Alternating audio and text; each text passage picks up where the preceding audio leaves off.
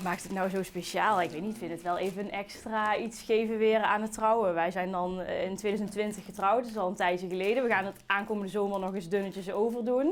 Maar het is wel even weer dat je in die sferen zit van het trouwen. Ja, dat is wel heel leuk.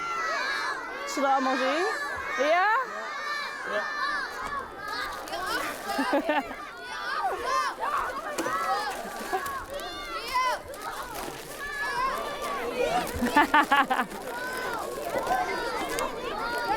Wat heb jij allemaal?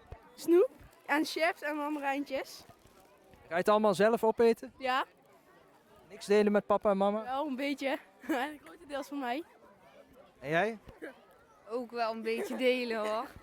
In Amerika is weinig bekend over de oorsprong van het balgooien. Mandarijnen en sinaasappelen, dat zijn een beetje ballen. Misschien dat het er vanaf komt. Ik weet het niet.